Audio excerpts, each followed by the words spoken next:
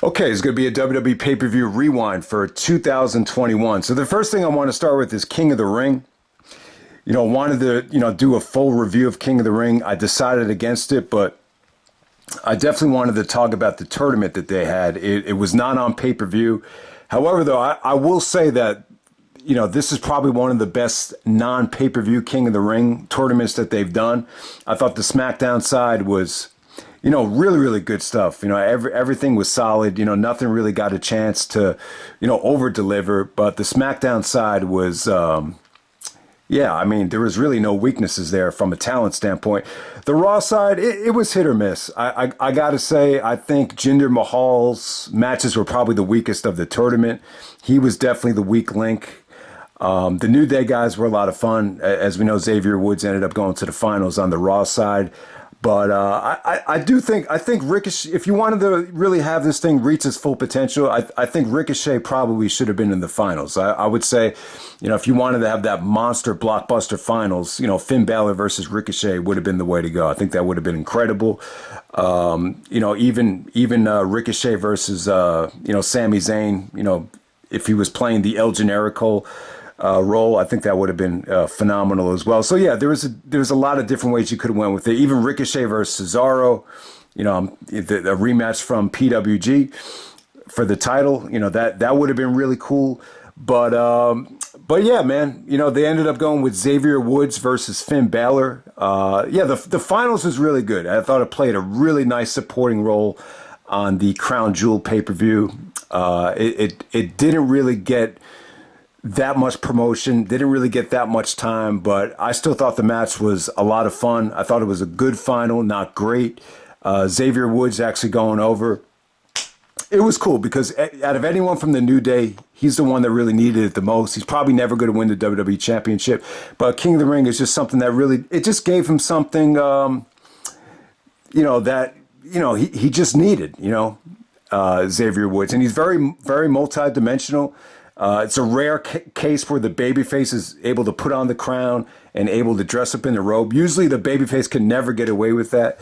But it just shows the versatility of Xavier Woods. So yeah, I thought the whole tournament was a lot of fun. Would just love to see it on a pay-per-view. I think, that would be like a dream come true. Pay-per-view buy rate wise, ticket sales wise, there's this common analysis that these tournaments just don't draw very well because you're not getting a clear-cut main event. So yeah, obviously that's well documented that tournaments don't do well. But I think the King of the Ring has an incredible legacy. I just think even though some people would argue that none of the King of the Ring tournaments have been spectacular from a wrestling standpoint, they've still had some really, really good moments. And I think, when we went back and did the retrospectives of King of the Ring back in June, I think there was a lot of interest. So yeah, I would definitely love to see the King of the Ring brought back as a pay-per-view. I think there's something to be said about having a tournament, where a guy has to wrestle 3 or 4 matches. It brings back that real life, competitive aspect of the business where it's a serious gut check and you have to fight through injuries. There's definitely an art to it. I just think that the WWE has a fear that, the audience is going to be patient enough to sit through it. Maybe you might turn away some of the teeny boppers. I don't know what the fear is, but I love to have the tournament back on pay-per-view. The sign that Extreme Rules only had one Extreme Rules match, they took TLC away for December, and it seemed like Hell in a Cell, they just kind of threw it on the last Thunderdome pay-per-view and didn't have it in October. It's a good sign. It's a good sign that they're phasing out some of the gimmick pay-per-views. I think part of the reason why they went so heavily with the gimmick pay-per-views over the last 10 years, I think Vince was having copyright issues with some of the names like Backlash. Maybe that's why they had to change the WrestleMania Backlash, Judgment Day, Unforgiven. There's so many movies, named after those titles that maybe that's part of the reason why they went to the gimmick pay-per-views, because WWE is able to trademark those names. But hey, man, we'll see what happens. Hopefully they bring back King of the Ring. So the next phase of the Rewind, I'm going to do the pay-per-views from worst to best, and then we'll get rolling after that. Okay, so I would say the worst pay-per-view of the year, And let me say this. I think all the pay-per-views were pretty good. There really wasn't a lot of bad stuff on pay-per-view this year. The Alexa Bliss stuff with Bray Wyatt, that was probably the weakest stuff of the year. It was just very insulting. And, I get why they did the Alexa stuff. I think the Alexa stuff was really an easy way to cash in during the pandemic. I mean, you see a very hot, attractive girl dressed up in all this gothic stuff. It's an easy way to get clicks on social media and stuff like that. But once the crowd came back, it just wasn't going to work. Some of the other weak stuff of the year, there was some tag team women's matches. The tag team stuff from WrestleMania was definitely one of the weak links. Batista promoting that zombie movie and them actually having the zombies in the lumberjack match, that was probably, right up there with one of the weakest things of the year. But other than, stuff like that, I mean, the Goldberg stuff was kind of, tough to watch as well. But other than that, I would say the pay-per-views were really consistent. None of them were bad. The pay-per-views definitely were not the problem with WWE this year. Even the worst pay-per-view, you could argue, was still good to a degree. But yeah, I'm going to start off with the worst pay-per-view of the year. We got Hell in a Cell. So Hell in a Cell was the last pay-per-view in the Thunderdome, thank God. But yeah, I could see why they made the June pay-per-view Hell in a Cell. I think for the last Thunderdome pay-per-view, you wanted to cash in with something attractive while not, giving away a lot. It's funny. I think the pay-per-view would have been a lot better had Rey Mysterio and Roman Reigns been on the pay-per-view. They actually put it on SmackDown. I think for a couple reasons. I think if they were trying to sell tickets for the pay-per-view, they would have never done that. Even if it was a sellout, I still think they would have had it on the actual pay-per-view if they had a crowd. At the same time, I think they were getting pressure from Fox to put the match on SmackDown as well. But the match between Roman and Rey was probably better than anything on Hell in a Cell, and that's probably the one match that, the Hell in a Cell stipulation probably felt necessary for that, more so than the other two matches at the pay-per-view. But yeah, Hell in a Cell, it's just I just think people were a little bit, tired of the matches that they booked on that pay-per-view, and I think the Thunderdome pay-per-views had really run their course at the time. And it just seemed like some of the rematches from WrestleMania just weren't as good as, the initial matches. Like Cesaro and Rollins definitely had a weaker match. Sami Zayn and Kevin Owens probably had the weakest match that they've ever had, including the Indies, including anything.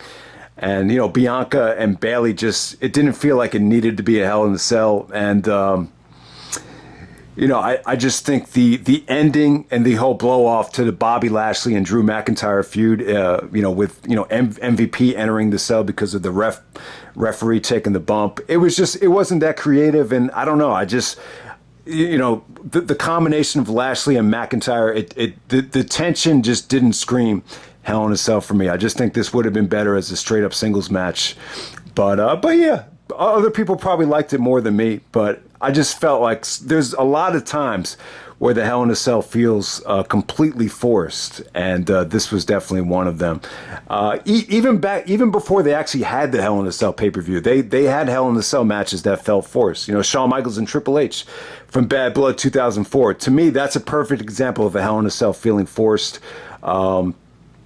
But yeah, the Hell in a Cell pay-per-view, to me, it just needs to be done with. It's just something you can't book in advance. You have no idea if the feud is going to call for a Hell in a Cell. That's one of the great things about the Hell in a Cell. Like, if the feud really calls for it, you have Vince, or even this year you had Edge just scream, Hell in a Cell. And it's instant money. It's an instant cash grab because it just gets people excited. But, if you're going to book a Hell in a Cell in advance, it's like the equivalent of having a top 20 video countdown being booked 6 months in advance. You can't predict what the best songs are going to be at the beginning of the year when you're looking at booking something in June. So yeah, hopefully they go away with the Hell in a Cell pay-per-view. I'm just in favor of having Hell in a Cells if the feud calls for it, like they did with Seth Rollins and Edge. Okay, next up, I'm going to go with SummerSlam. SummerSlam 2021 from Las Vegas. They did about 50,000. This was kind of compensation from the lack of WrestleMania crowd. So, SummerSlam, over the recent years, it feels like they're becoming more like WrestleMania, where there's just a lot more filler. The length of the show has increased over the years, and not for the better. This SummerSlam 2001 is just indicative of where they've taken the pay-per-view. Just too much stuff that didn't deserve to be on there. SummerSlam is just all killer, no filler. Like when you look at some of the great ones of the past, it's definitely, one of WWE's most popular pay-per-views. The level of popularity of SummerSlam, it's light years ahead of Survivor Series. That's how popular the pay-per-view is. It's got a great history, but I'm just a little bit frustrated with how they've been booking the pay-per-view as of late. Just too much crap on this show, very inconsistent. You definitely did have some good stuff. Edge and Rollins is the only thing that I would go back to on the show. I thought the match was awesome. It was by far better than anything on the show. I still think Cena and Roman, they had a fun match. The match wasn't pretty, but I definitely think it did deliver for the time. But it's not one of those matches I think you want to go back to over and over again. But, Cena possibly winning the belt for the 17th time, breaking Flair's record. It was a pretty engaging story. I thought the whole Roman, retiring or leaving WWE if he lost, I think that was unnecessary. I think you had an engaging situation enough with the Cena thing. But, yeah, bringing back Cena was definitely the way to go. I just think...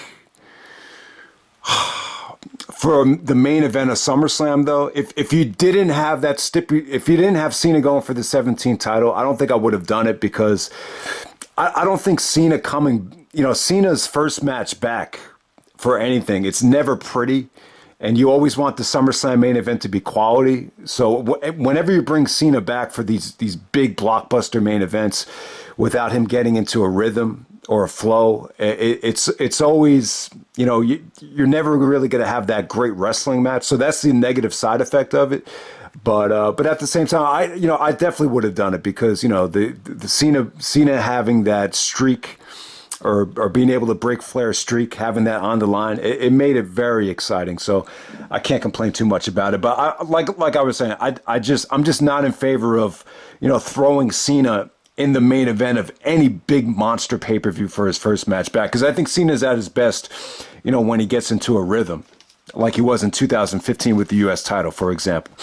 All right, next, we got Survivor Series from the Barclays Center. Survivor Series was pretty good. You had Becky and Charlotte open up the show, which a lot of people loved because of the real-life tension. I don't know, for whatever reason, I just didn't think it flowed very well. And I didn't even notice that it was more of some people were saying it was more of a work than or more of a shoot than an actual worked match. I didn't really notice that. But yeah, the match was great in terms of crowd reaction. I just did not think it was pretty. Big E and Roman, it was cool, but I just think having Big E, cash in his Money in the Bank right before this match, it didn't feel like champion versus champion. None of the championships are on the line, and it felt a little bit flat in terms of the live reaction. So I just don't think this was the best scenario for a champion versus champion match. I think Lashley and Roman, because they were champions throughout the bulk of the year, that probably would have gotten a better reaction. The Survivor Series matches were okay. I thought the women's one was extremely okay. The men's one, it got off to a slow start, but I thought Rollins, Sheamus, Jeff Hardy, and even Austin, what's his name, Austin Theory. It was a pretty engaging ending there. But a lot of the other matches just felt like TV matches, like Rated RK Bro versus the Usos. It didn't feel like Raw versus SmackDown, tag team versus tag team. It didn't really feel that special. And I think that's the thing that Survivor Series runs into a lot. It's the toughest pay-per-view to make special. For whatever reason, it just is. And it doesn't help that Kevin Owens walked to the back in his match, and it's just kind of weird, man, because a couple Raws later, he's actually wearing a traditional Survivor Series t-shirt.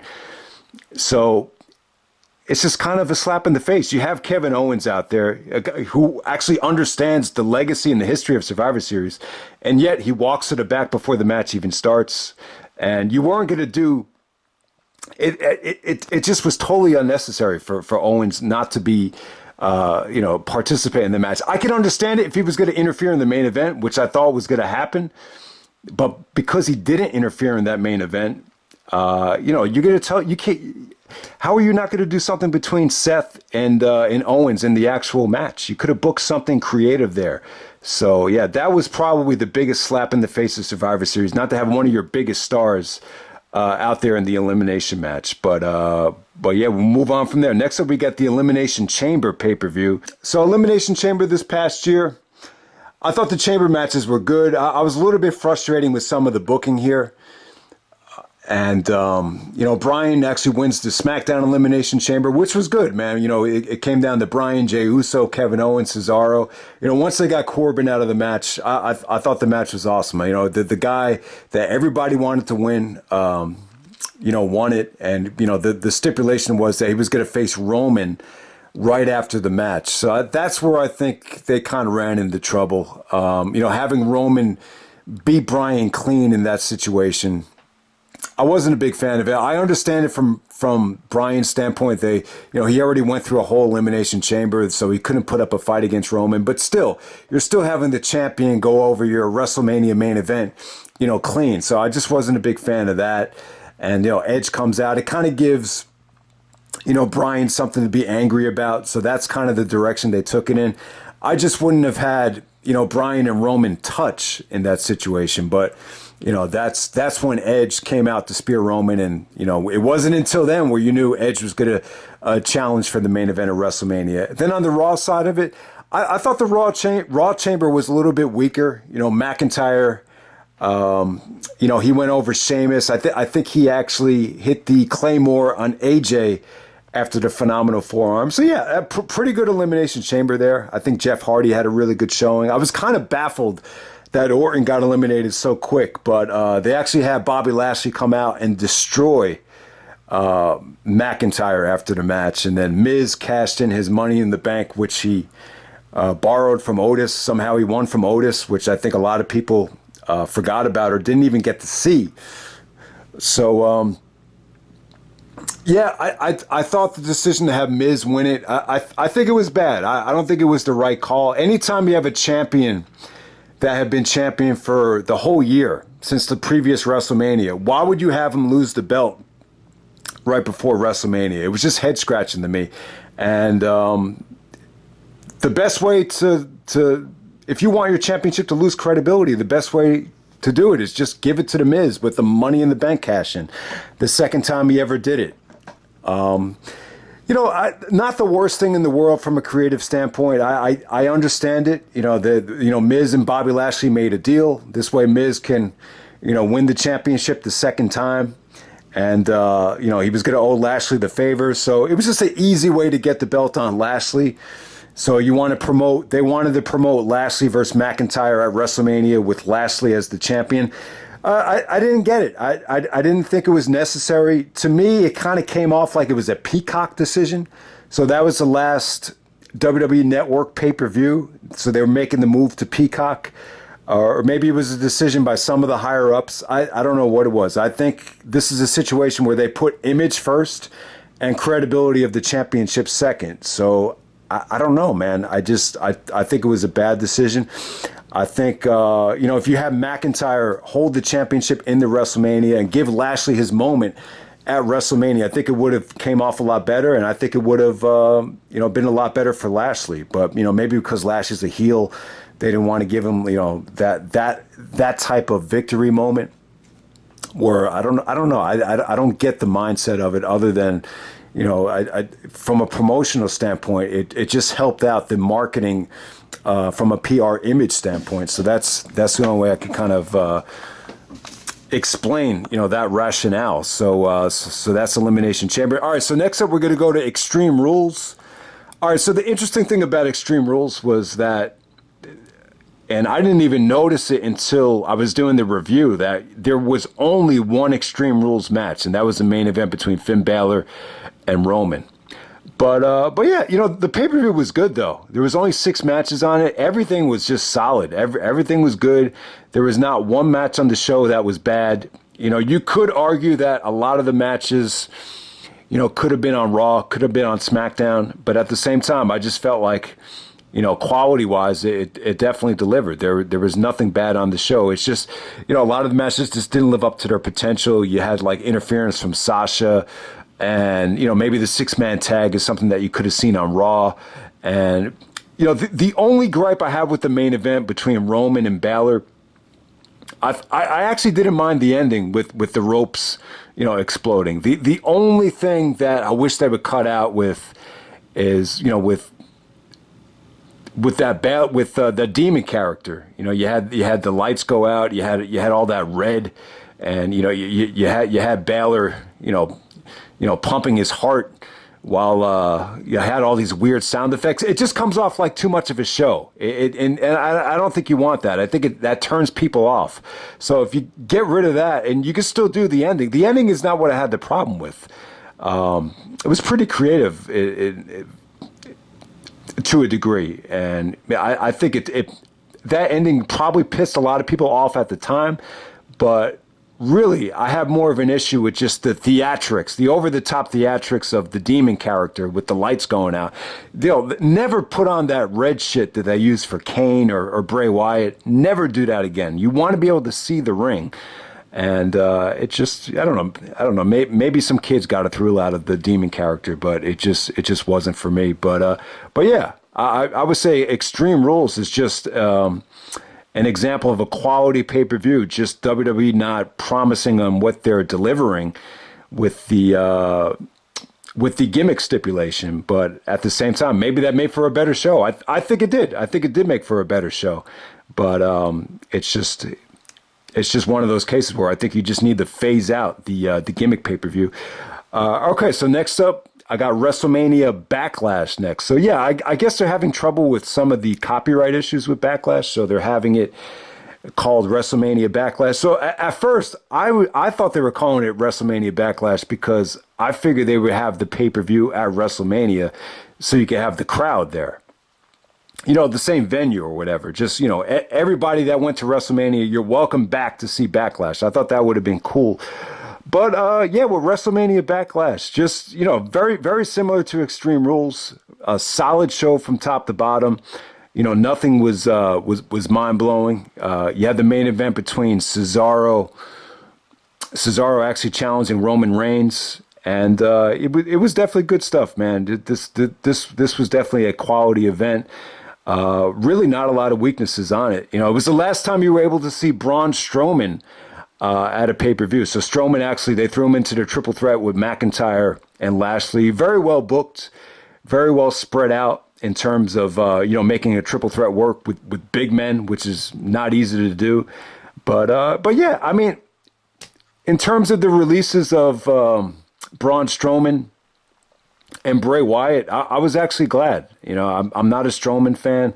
I think Strowman, I don't think he's a bad worker, but I have a feeling that maybe some of the issues were maybe he wasn't clean, because it's just abnormal to be that big, in today's era. But yeah, I hated sitting through those pay-per-views watching, Bray Wyatt take on Braun Strowman. It's almost like a nightmare come true, watching them, main event at pay-per-views. So I don't give a shit about Bray Wyatt and Braun Strowman leaving the WWE. I definitely think it's for the better. So I'm not going to bitch about it. I do think, though, that Ruby Soho, Ruby Riott, and Aleister Black getting released, that, take a look at what both of them look like and tell me that had to be all about image. They just didn't want, maybe their image just doesn't fit what they want WWE to be all about. Maybe that's the only reason I could see why they were released. But yeah, WrestleMania Backlash as a whole, I love the Backlash pay-per-view, but this one right here, I just felt like, from a wrestling standpoint, the undercard could have been, a little bit better. But still definitely a solid show without a doubt. And next up we got Fastlane. The Fastlane to WrestleMania. You had Roman and Bryan once again, in the main event. You had Sheamus and Drew McIntyre, which I thought was another awesome match between them. That time was no holds barred. The beginning of the pay-per-view was just kind of, it was basically matches you could have had on Raw or SmackDown. That they used to kind of set up some WrestleMania stuff with Sasha and Bianca, but it wasn't bad. Fastlane definitely delivered in the double main event. That's pretty much all I could say about it. I would definitely say, though, that Seth Rollins and Nakamura, when it first started, I was like, wow, this could be something special. But by the time it ended, it was probably one of the most disappointing, pay-per-view matches of the year, without a doubt. And next up, we got the Royal Rumble. So I thought the Royal Rumble at the Thunderdome this year was good. I think one of the problems over the last couple years since they've been having the women's Royal Rumble matches is that the Rumble as a pay-per-view, it's just tough to keep everybody engaged, for that long. You always feel like one of the Rumbles is going to take a hit. In the Thunderdome, it kind of worked out pretty well for both Rumble matches. And, the undercard stuff actually was short and sweet. And then, Roman and Kevin Owens had a really good last man standing match, considering there was no crowd out there. And, Edge's victory, winning the Royal Rumble for the second time, I thought it was well booked. I thought it was creative. You got to see a lot of great talent out there. So, yeah, thumbs up to the Rumble. I just remember a lot of people being very happy with the way the Royal Rumble and the championship match came off. So, yeah, good stuff there. WrestleMania. So, the only problem with WrestleMania this year was the Randy Orton and Bray Wyatt stuff. I think, that really set a negative tone for night two. And then I think, the women's tag team turmoil and the women's championship matches, I thought they, definitely brought the show down. Considering that, they weren't going to have full capacity yet, I think the best way to go for WrestleMania 37 would have been just to do one night. And you just cut off, some of the stuff I just talked about. But, the only challenge would have been, where do you squeeze Randy Orton into WrestleMania 37? So I think the show would have been awesome had they just had it, one night, maybe just a little bit under 5 hours. But yeah, I got to say WrestleMania was a success. We had two great main events, Sasha and Bianca, and then the triple threat match from night two. You could argue that those are the two best WrestleMania main events since, most people would say WrestleMania 30, but I would actually even take it to WrestleMania 26. Both main events were that good. I just feel like a lot of the undercard stuff, like Riddle and Sheamus, Cesaro and Rollins, even Rhea Ripley and Asuka, I thought they were all good matches, but it just seemed like the pay-per-view had too much promotional stuff, the hosts, the video packages, the entrances. This was a pay-per-view where you could just definitely feel like, time restraints are really holding things back. And, that's something during the network era that's never been a factor, but it's for some reason it's become a factor this year for a lot of different reasons. A lot of the PR stuff just takes way too long. And I'll tell you, like, even take, for example, Goldberg versus Goldberg versus Bobby Lashley, either the SummerSlam match or the Crown Jewel match. If you add up all the time the video package and the entrances take, it's pretty much longer than the actual match. So just like to see some of these matches get more time, because when you consider that AEW really is doing a good job of letting their guys deliver in the ring, especially for the last two pay-per-views. You just like to see matches like Sheamus and Riddle reach its potential, because that was a match that could have been an awesome match. I think had that gotten a little bit more time. But yeah, WrestleMania is still a success. I wouldn't call either night great. And but the other thing is, we really haven't gotten a chance to see what WrestleMania looks like as a two-night event yet, because you still hadn't had the full capacity here. You could argue that you kind of got a glimpse of it this year, but yeah, it should be interesting to see what two nights of WrestleMania looks like when you got 70, 80,000 people out there. It should be a lot of fun. And then, all right, so the next pay-per-view, the second best pay-per-view of the year, in my opinion, I'm going to go with Money in the Bank. So Money in the Bank, awesome this year, man. I think they had it from from Dallas, Texas. The last three matches, pretty much, as good as it gets. I would say the best three consecutive matches to end a pay-per-view since Extreme Rules 2012. You might have had some filler in there at Extreme Rules 2012, but yeah, the pay-per-view was pretty good. I mean, the crowd was great. The Money in the Bank men's ladder match. That's the match from this year where I feel like anybody, whether you're not a WWE fan, whether you're an AEW fan, you could be a fan of any promotion and you would have loved that match. The match just had such a unique feel to it. Edge and Roman delivered. Charlotte and Rhea Ripley had the best match that they had so far, which is saying a lot. So yeah, definitely thumbs up to Money in the Bank. It was definitely, they definitely hit a home run with their return to a pay-per-view in front of a crowd. I would definitely say that. And then on number one, the best pay-per-view of the year, in my opinion, I'm going to go with Crown Jewel. Who would have thunk it? The Saudi Arabia pay-per-view is number one. This just proves that, if they build up these Saudi Arabia pay-per-views and treat them like a pay-per-view and not a glorified house show, you could get something special. It just felt important. A lot of these matches had great build. They all had meaning behind it. You had engaging, storylines play out. You had Edge and Seth Rollins open up with the Hell in a Cell. You had just fun stuff in the middle card, even though it wasn't great. Everything flowed really nicely.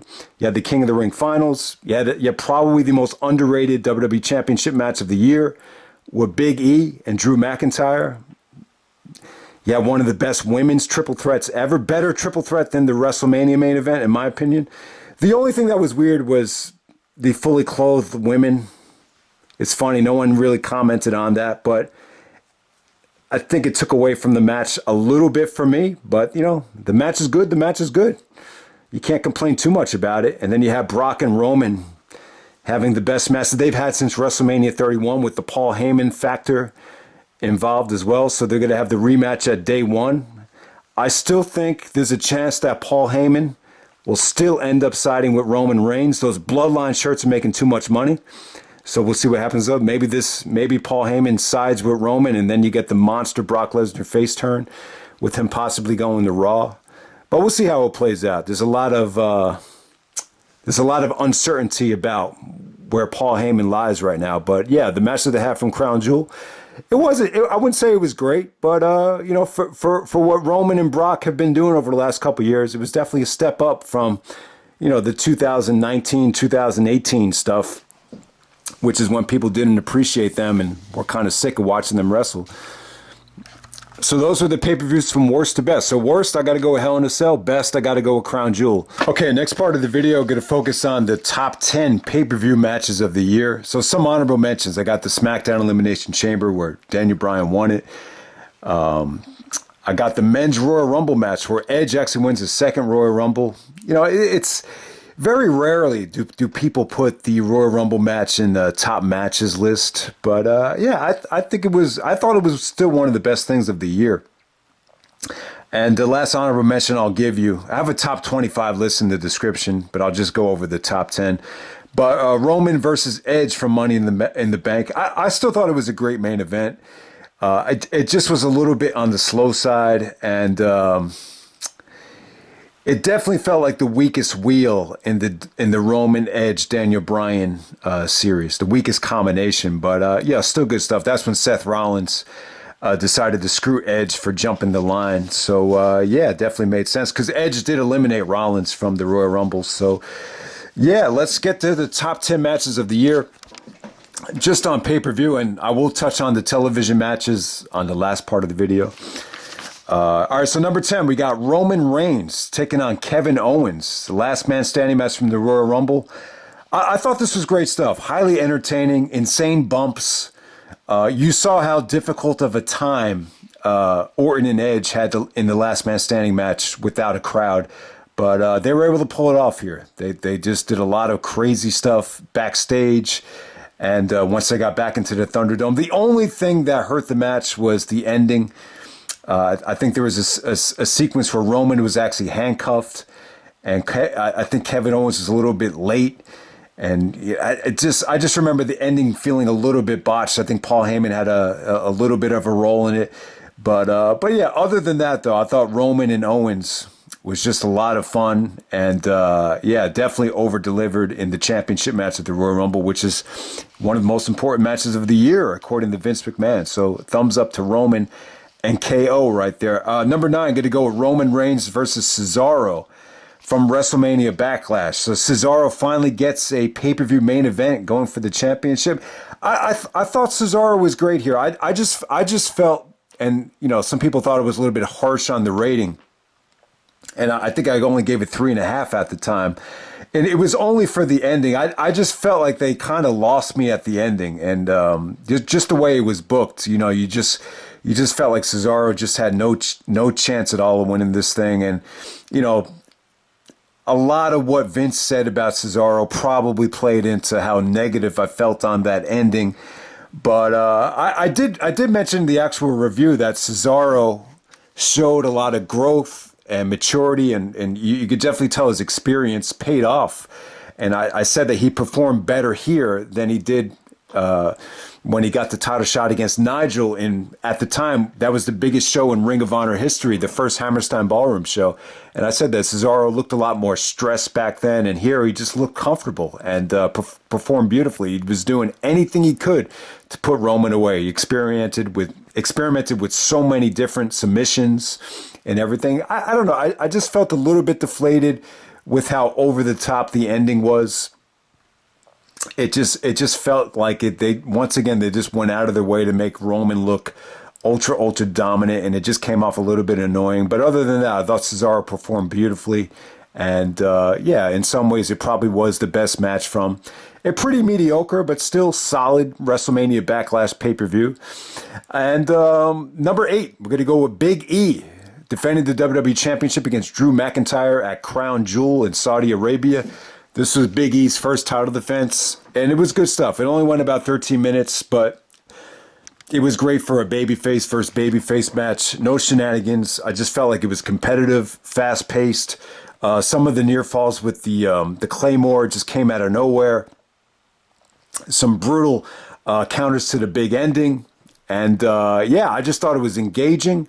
And Big E and McIntyre both busted their ass. And like I said, man, I like Big E. I think Big E works his ass off. Like, all of his matches are really delivering above expectations, in my opinion, so far. And I just think the match they had at Crown Jewel, it might go down as a underrated gem in the WWE catalog right here. So at number 7, going to go with the men's Money in the Bank ladder match. Let me run down the full participants. I don't have them listed there. I got them listed here, right? All right, okay, so we got Big E, who won the thing.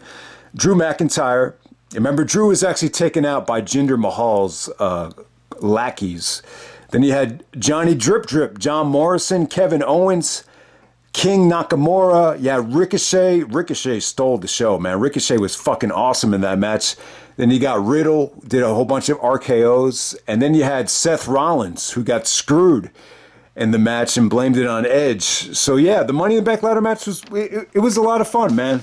It was definitely, from a crowd reaction standpoint and you know, just spots, athleticism, excitement. Yeah, it was one of the best things of the year.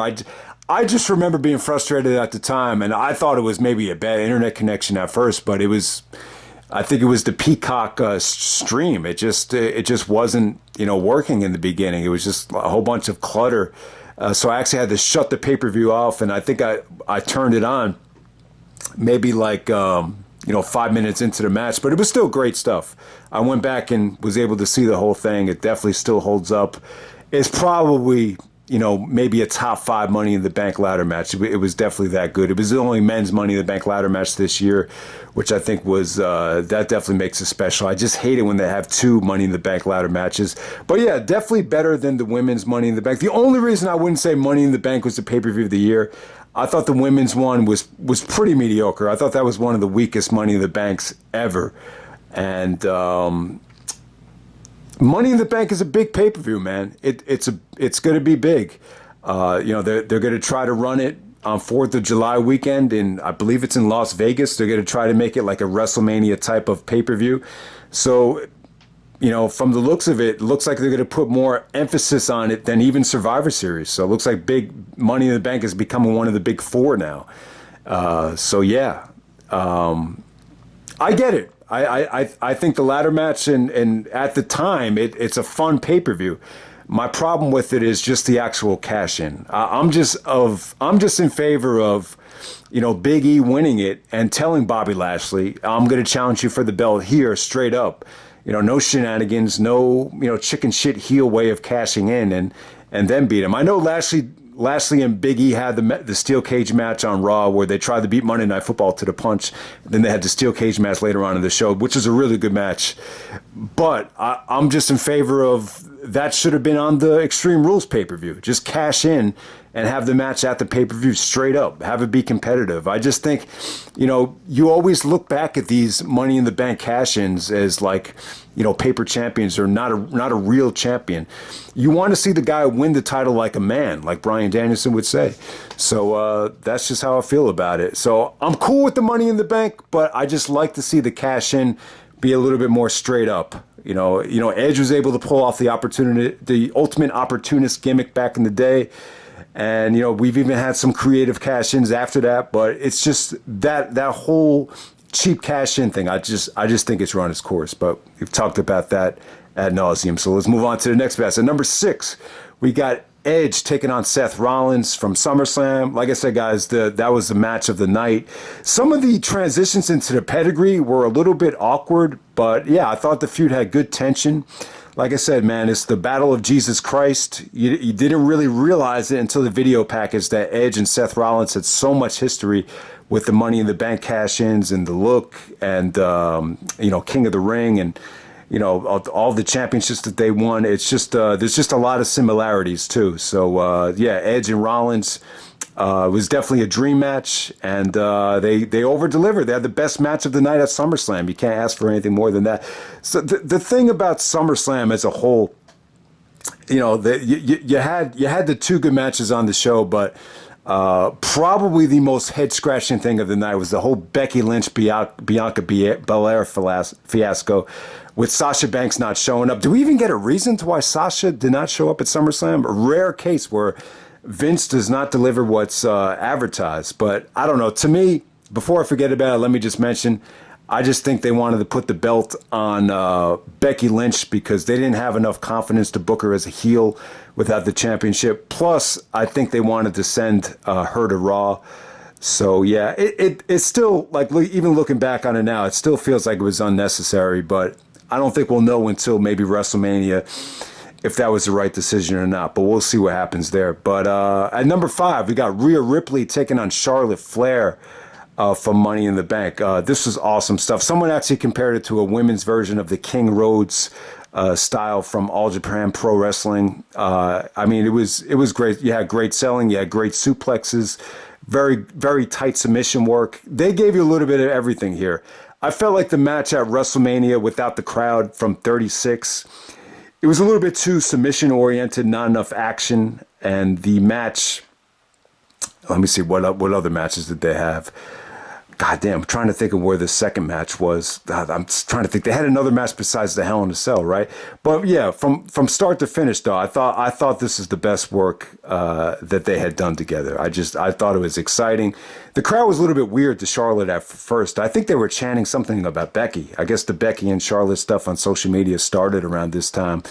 But yeah, the Rhea and Charlotte stuff, very crisp. The steel steps capturing the knee was definitely really good selling by Rhea. And yeah, just very engaging tap out. I was just kind of in awe of what I saw there. Definitely the crowd helped because I thought the match that had a Hell in the Cell with that weak ass ending with the table causing the disqualification. I thought that was weak, but at Money in the Bank, they definitely made up for that. And it seemed to me like their WrestleMania match was a little bit more well received than this. It seemed to me like I was like really one of the only people that thought it was match of the night. But definitely, The Charlotte just got in so much better shape over the pandemic, and she's definitely at the top of her game. And yeah, Rhea. Definitely excited to see where Rhea goes. I just hope she does. It just seems like she's been a little bit watered down since this match with Charlotte, but we'll see what happens. Number 4, we got Sasha Banks taking on Bianca Belair from WrestleMania 37. I mean, a lot to say about it. Just very emotional stuff. I love the fact that Bianca took the moment in and started crying before the match, and just kind of appreciated the moment for what it was. It was definitely history being made, but the match was athletic as hell, though. It flowed beautifully. Definitely two of the best women's wrestlers today. And, the match was just something to see, man. They should just be proud. And this was definitely even better than the women's match, the main event of WrestleMania 35, without a doubt. So, yeah, thumbs up to Sasha and Bianca. I don't know what I could say about it that hasn't already been said, but Bianca had an incredible year. And number 3, we got Roman Reigns taking on Daniel Bryan, taking on Edge. Triple threat match from WrestleMania 37. Awesome main event. Another WrestleMania main event that was, better than any WrestleMania main event of the WrestleMania 30s. I would definitely say that's accurate. There's not a main event since WrestleMania 30 that's better than this. All right, the only gripes I have with the match, though, is the Jey Uso interference. For the main event of WrestleMania to have the interference like that, it just came off like Bush League. It just came off very cheap. That's kind of been the bloodline interference thing. It's kind of been the theme of a lot of Roman main events. But for the main event of WrestleMania, I would have went away from it. But Edge kind of neutralized it. But it did come back into play towards the end of the match. So it definitely did take away from the match for me. And, maybe a little bit too much emphasis on violence. I'm surprised at how violent it got, especially since, this is like one of the first pay-per-views since the deal with Peacock, where they took the bar from the steel chair, and you had Edge trying to choke out Roman.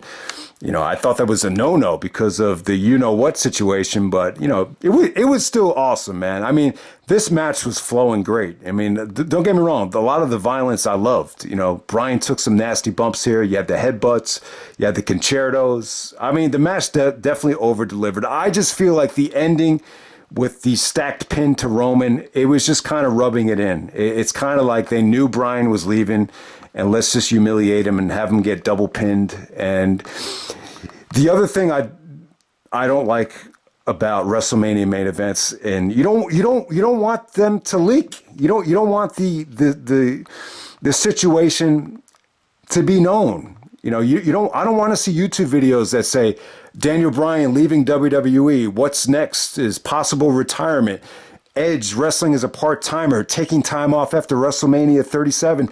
You don't want to hear that. You just don't want to hear it. You want to enjoy the WrestleMania main event. So the whole thing with Roman getting the stack pin, it was just like rubbing it in. There's a wedding analogy that I want to use, but I don't want to use it because I don't want to get in trouble. But it just felt like it was rubbing it in. But hey, you know what? Maybe as time goes on, we'll just accept the ending as to what it is. Roman is the face of the company. The title is strong, so you can't argue too much with it. But yeah, I love the combination here. You got you got the present day WWE champion. You got the Ring of Honor legend. You got arguably the face of the Ruthless Aggression era in Edge. So yeah, it was a clash of 3 different eras right there. So I love it. I still love the matches. It was still great stuff, and still more than any other match on this countdown. I still think it has more replay value. I think I've seen the match back like 4 times already. So that's definitely a record for present day WWE for me. Number 2, got to go with Edge versus Seth Rollins. Hell in a Cell from Crown Jewel. They opened it up. The crowd was awesome. They had a "This is awesome" chant at the beginning of the match. They gave both guys a standing ovation at the end of the match. The match just had everything. It had a little bit of everything from all the Hell in a Cells. Rollins took some vicious bumps. The spot where Edge pushed him off the top turnbuckle, he actually falls into the cell and then lands on the table. That was nasty. But, too much stuff to go over. I just felt like Edge really sold the wounded animal thing very well towards the end of the match. You almost thought it was over. and then for Edge to counter the curb stomp and turn things around, and then start choking out Seth with the steel chair, and end it with the curb stomp. Really, really a roller coaster ride of a Hell in a Cell. It felt like it should have been a Hell in a Cell. That this is what they need to do for Hell in a Cell. When the feud calls for it, and you have either Vince or Edge just scream Hell in a Cell, it just adds that extra element of excitement that you don't get from having these cell matches at the pay-per-view. So I'll definitely say that. And then at number one, this might surprise a lot of people because I've went on record saying that I think the SmackDown match is actually better from a wrestling standpoint. But I'm going to go with Daniel Bryan taking on Roman Reigns for the Universal Championship at Fastlane. This is not the only time that Bryan and Roman have wrestled at Fastlane. I think they had a match in 2015 for the number one contendership. But yeah, this was awesome. Edge was a special enforcer. I thought this accomplished a lot of things. I really thought they did a much better job here of making Bryan look strong, as he actually made Roman tap. You see Roman tap. He barely even tapped when he tapped, but at least he got him to tap. And yeah, I just thought Bryan was great in this match. Really kind of taunting and really kind of taking Roman to school from a wrestling standpoint. Some of Bryan's transitions into the label lock were beautiful here. I just felt like he wrestled an awesome match. You had Edge, this is when he did his temporary heel turn. I thought Edge was beautiful as a heel. I cannot wait for Edge to turn heel because I just feel like he's gotten so much better as a performer since he was, since the last time he was a heel. So yeah, I just thought he played his role beautifully here. I actually did think the Uso interference definitely added to the match here. It just gave it that feel of chaos. But, in the main event of Fastlane, you could definitely understand it. But it was a little bit deflating, though, how, Roman was still able to pin Bryan after getting hit with the chair, but you accept it for what it was. But yeah, I thought the Daniel Bryan and Roman Reigns matches, great stuff. It just the endings to these matches they didn't come off as deflating as they did, for example, in the Cesaro match, or even the Finn Balor match was a little bit like baffling to a degree. But yeah, Bryan and Roman, they have a lot of chemistry. So I thought the Fastlane match, for my personal taste, it's just the match of the year. But what really would have been cool would have been to see Bryan versus Edge in a number one contenders match. I thought that would have been cool because, at least you would have gotten to cash in on the Bryan versus Edge dream match. We're never probably going to get it now that Bryan's in AEW. And, because, you could have done the Bryan and Roman match. You were going to do it on SmackDown anyway. So, I'll always think, back to this time, like it would have been really cool to do Bryan versus Edge at Fastlane. The winner gets the shot at Roman, and then you could have done, you could have easily gave either Edge or Bryan a way out to still make it a triple threat. But, you can't get everything. You can't get everything that you want. So definitely, let's move on to the top 10 MVP candidates. All right, so for number 10, I had, kind of a four-way race. I'm going to go with Bobby Lashley, but, you could have easily put Charlotte in there. You could have easily put Big E at that spot. Even the Usos as a tag team, the Usos definitely had a great year. They're probably as popular as they've ever been with the association with Paul Heyman and Roman as the bloodline. Those T-shirts are selling like crazy. I mean, how many, they look cool too. There's definitely a cool factor to Roman and the Usos right now. So yeah, but yeah, I'm going to go with Bobby Lashley at number 10. Lashley, there's a lot of mixed feelings on Lashley from a charisma standpoint. I know a lot of people think he's a little bit, boring to a degree, but Lashley and MVP as heels, it hasn't been the worst thing in the world. If you think about it, it's an incredible story that Lashley was able to become the champion going into WrestleMania after, he was pretty much a TNA Impact Wrestling guy a couple years earlier. So for him to make the jump at his age, to be in the shape that he's in, It's a phenomenal story. Plus, I still think he's good in the ring. I still think he's good. I just don't think he's a natural heel. I just think there's a lot of times where Lashley needs a lot of help on the mic. But other than that, we've always said, Lashley just, one of these guys, he doesn't really love wrestling, and, it'd be a mistake to give him the championship. So the question I have, him being champion on Raw, is that more of a turn-off or a turn-on to some people? Do people get ultra excited having Lashley as champion on Raw? I guess the answer would be no.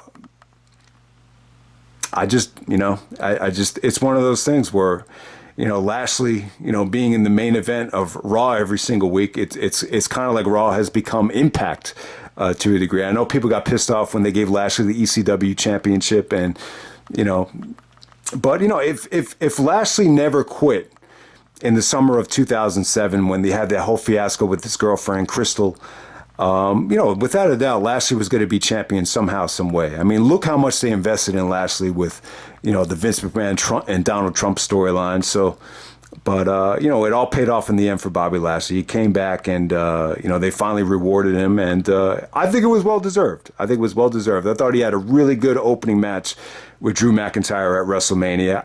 I just wasn't too much in favor with the decision to put the championship on him going into WrestleMania. I would have just waited to give him his moment at WrestleMania. It just, like I said, guys, it just screamed of, it felt like Peacock just wanted WWE to market Bobby Lashley as champion going into WrestleMania so we could, pretty much appeal to everybody. That's just how it came off to me. But move on to number 9. I'm going to go with Sheamus at number 9. I'll tell you what, man, Sheamus has been a workhorse this year. I know a lot of people don't want to see Sheamus as champion. The last time they put the championship on one guy and you saw the ratings really take a dip, it was probably Sheamus in late 2015 after Seth Rollins got hurt. But Sheamus is a solid worker. I know, a lot of AEW fans probably don't enjoy watching his matches, and a lot of Sheamus' success was really forced in the beginning. But, whether he's going up against McIntyre or Jeff Hardy or Damian Priest, he's delivered some solid matches this year. So I got Sheamus at number 9. At number 8, I'm going to go with Daniel Bryan. So it's funny. Like, when you take Bryan's work at the beginning of WWE this year and factor it in with his amazing work in the fall of 2021 in AEW, Bryan might be the MVP in all of pro wrestling. When you just look at the body of his work in both companies. But in terms of what he did this year in WWE, it was good, man. He had, some of the best matches of the year, had a great showing at the Royal Rumble, back-to-back, classics with Roman, one of the best WrestleMania main events in over a decade. So, yeah, man, Bryan in the ring was, even in the WWE, when you let Bryan wrestle, he was still great. It just seemed to me like Bryan's character going into WrestleMania was a little bit handcuffed. I thought he cut some good promos, but a lot of the yes stuff, it seemed a little bit forced. And Bryan even said that, he felt a little bit disconnected from the fans at WrestleMania. And yeah, Bryan got a little bit of boos at WrestleMania too. It's like, whoa, where's this coming from? My take on it is I just think a lot of the diehard wrestling fans, the fans that were at Royal Rumble 2014, 2015, that's wanted to support Bryan, they've just kind of given up on the company. I think a lot of it has to do with that. And I don't know, for whatever reason, Edge was definitely the fan favorite that night. I think Edge definitely had more of the cool factor that night for whatever the reason. But yeah, it's all over now. Who knows if Bryan's ever going to come back. But like I said, guys, when you look back at a show like Unscripted 2, it makes you like really appreciate, how far Bryan Danielson did in WWE. I think it went a lot better than anyone expected. This was the last year. I would have loved to see him win the championship, and who knows? I think if Bryan had gotten a better financial offer, I think he would have stayed. I get the feeling that he just didn't get the offer that he was envisioning. And he saw what AEW was doing with the talent pool and the excitement there, and just figured, was the better option. So I'm glad he went to AEW. I think the WWE run kind of ran its course. But yeah, it went a lot better than I think anyone could have ever envisioned. So I'll just leave it at that. And then next up at number 7, we got Kevin Owens. I think since Owens had moved to Raw, he's definitely helped the show. I love his energy. I love his excitement. I just think Owens brings something to the table, and I heard that he actually re-signed with WWE, which is interesting because I would love to see Kevin Owens versus CM Punk. I think that's definitely like that could potentially be one of the best, booked promos and booked feuds of all time if that ever happens. Especially when you consider the real life history that they had.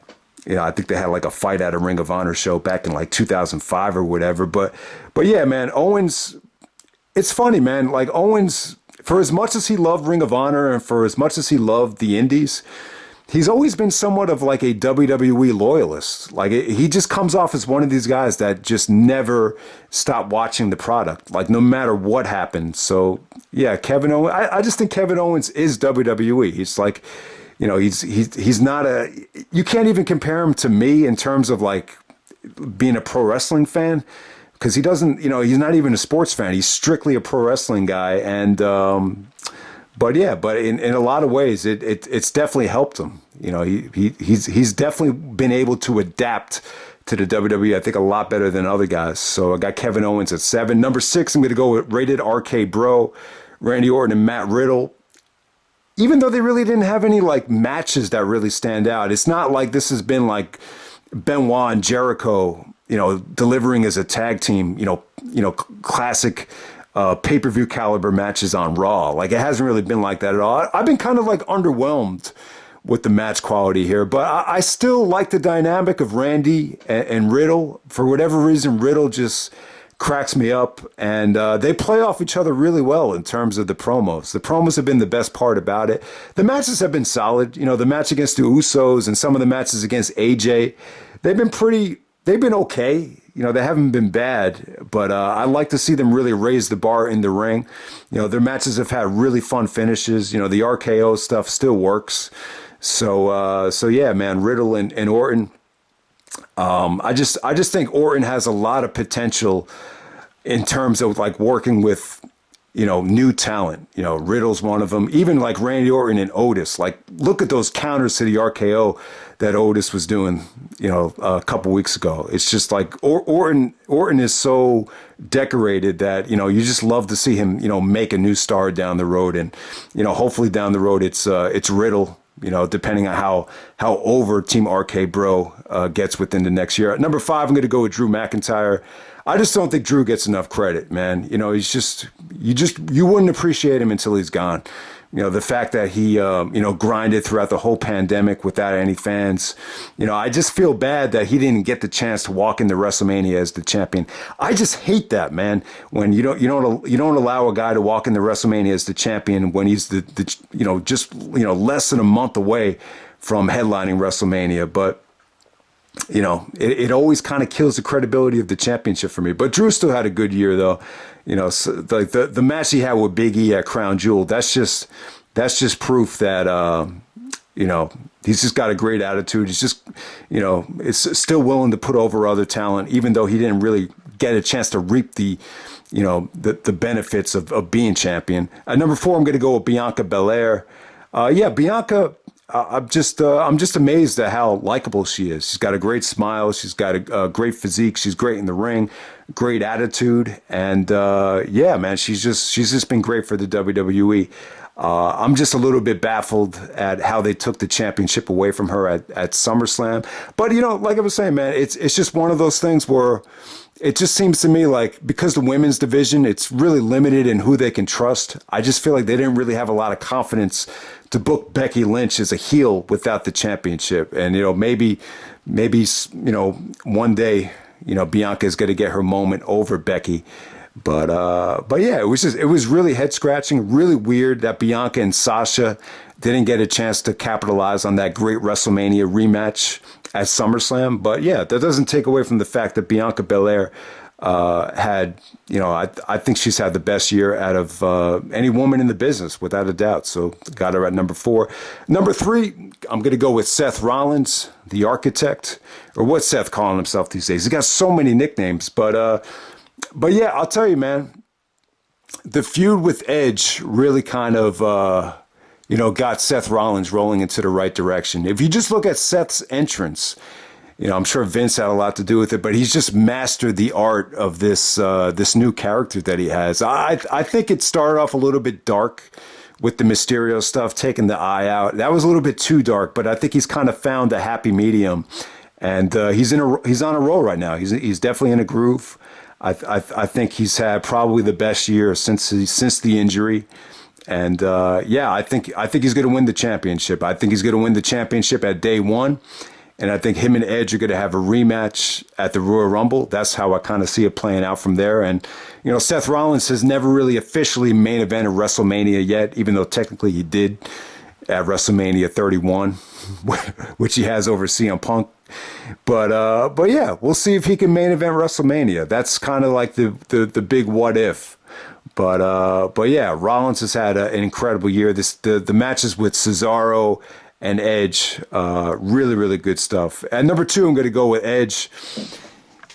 Yeah, man, Edge has been great, and kind of continues this whole narrative of how when wrestlers are in their 40s, what do? Do you cut their fucking head off, like Paul Heyman said? Heyman said if he was in charge of TNA, if you're over 40, I'll cut your fucking head off. Well, when you look at this year, not so much. This isn't the NBA where if you're 32, you're considered ancient. There's something about wrestling where, experience is more valuable in wrestling. And, as we're seeing, not just in wrestling, but in sports as well, as guys are getting older, they're getting to know their bodies. They're getting to know, what to put in their bodies, what not to, how to train, what not to do. And, in situations like Tom Brady and Daniel Bryan and Edge, it's definitely paying dividends. I think 40 is the new 20 in wrestling right now. So for Edge at 48 years old to have match of the year, arguably in 2020 and 2021, it's incredible, man. His promos are top notch. In the ring, I think he's great. In some ways, I think Edge has really surpassed Triple H in terms of body of work and star power this year. I don't know how many people will feel. I wouldn't say surpass Austin and The Rock yet, but I would definitely say like Edge probably surpassed guys like Mick Foley, Triple H, maybe even Kurt Angle in terms of like star power. And it's well deserved too, man. So, and I can't wait for Edge to turn heel. I think when Edge turns heel, it's probably going to be the best heel turn that he's had so far. Because, Edge has been a heel for so long, before the injury, but we never really got to see it yet. You had kind of a tweener, temporary heel turn before WrestleMania, but nothing like, it's scary to see how good Edge is going to be once he does turn heel. And then number 1, I got to go with Roman Reigns. Roman, there's a lot to like this year. Him getting new theme music has definitely helped him. He got into better shape. Getting away from the Shield attire has definitely helped. I think Paul Heyman has helped him. I think the bloodline with the Usos has helped him. He's gotten better in the ring. The promos have gotten better. The trash talking has gotten better. I'm not going to say that he's a better wrestler than Kenny Omega. I mean, that's kind of an interesting debate. Who should win PWI 500, Roman or Kenny Omega? It's tough. It's tough because, the AEW's pay-per-view format is so different from WWE. Roman has proven, though, like pay-per-view after pay-per-view, if you give him a good opponent, he could give you something special. There's still a little bit of Roman's moveset that I think could still improve. There's still certain things he does that I think could get a little bit better. The Superman punch, stuff like that. It's some of the stuff that he does transition to comes off a little cartoonish for me. But overall, I still think there's a lot to like, and he's definitely gotten a lot better. And he's definitely the one thing that Cena never had a chance to do once he was getting the push of the century like Roman got was Cena was never able to turn heel. Roman did, and was able to do wonders for him. But let's not forget, conditioning during the pandemic is probably the biggest reason why Roman is gotten himself to such a high level this year.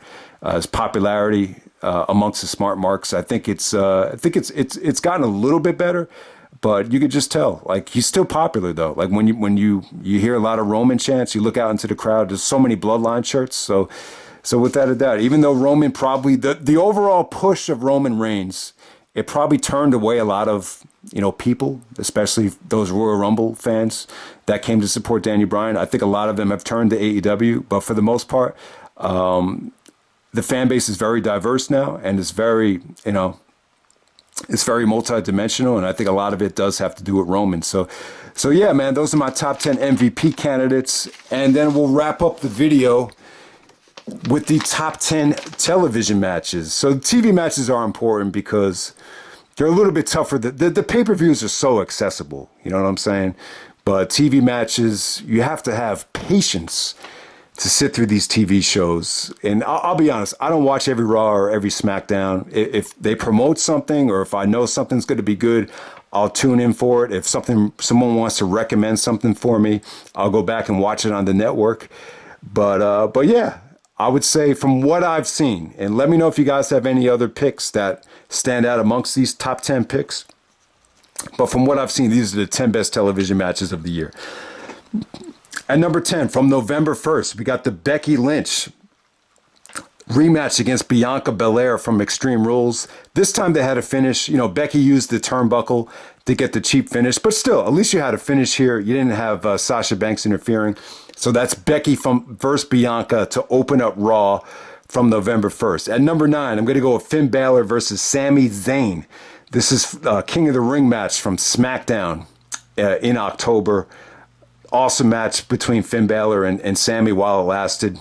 Sami's over-the-top shenanigans didn't take away from the match too much, but Finn goes over in pretty spectacular fashion over Sami Zayn to advance to the finals of the King of the Ring. At number 8, this is on Raw. This is a 4-way ladder match for the number 1 contendership to get a contract. We got Kevin Owens, Seth Rollins, Finn Balor, and Rey Mysterio. Really, really fun ladder match to main event Raw right there. And then you had Seth actually going over. But yeah, nasty table bumps, nasty ladder bumps, just exciting action from start to finish with Seth going over. This kind of started the whole Seth and Kevin Owens love-hate relationship right there. And then number 7, we got Kevin Owens and Seth Rollins from Raw from November 8th. The problem with having, a main event of this caliber on Raw is you get that dead crowd. And that's why, it was cool to have the crowd come back. But, when they're being forced to sit through 3 hours of television, maybe 4 hours, depending on if they're running a Sunday Night Heat or whatever, dark matches, it's just a lot to ask for the crowd to sit through a show that long. But yeah, Owens and Rollins punished the hell out of each other here. This had more of a strong style to it. There was nasty stuff, fisherman suplexes off the top rope. Rollins was able to push Owens into the announce table and get back in the ring to get Kevin Owens counted out to actually win this match and retain the number 1 contendership. So yeah, just a really underrated match between Kevin Owens and Seth Rollins, if you were able to sit through the whole Raw. So there we go at number 7. At number 6, we got Apollo Crews defending the Intercontinental Championship against Big E, Kevin Owens, and Sami Zayn. Entertaining, exciting action from start to finish. This is when Aleister Black comes out of the white smoke and actually, I forget who he cost the match. He cost Big E the match, and Apollo goes over. And I think that's the last time you saw Aleister Black. So yeah, I just get the feeling that, WWE just didn't want to keep Aleister Black because of image. Maybe they want that squeaky clean Disney image, which is what you saw at SummerSlam with Charlotte. That Charlotte, Rhea Ripley, and Nikki ASH match. That's like the Disney match of the year for me. Like if I were to pick one match from this year where, was really watered down because you wanted to present an image, it would be that triple threat at SummerSlam. I forgot to talk about that match. I didn't think the match was great, but nowhere near as good as what Charlotte and Rhea did one-on-one. And number 5, we got Roman Reigns versus Rey Mysterio, Hell in a Cell. Awesome Hell in a Cell match for a television match.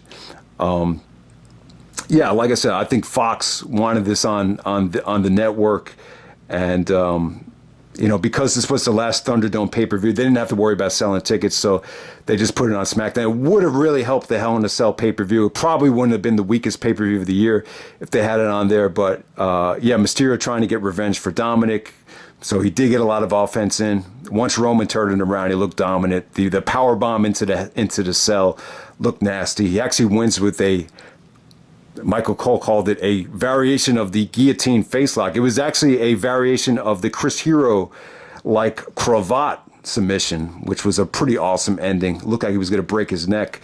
But yeah, Roman Mysterio, man, don't sleep on it, man. Better than any match from Hell in a Cell. At number 4, I'm going to go with Kevin Owens, Sami Zayn, the last man standing match from July 1st on SmackDown.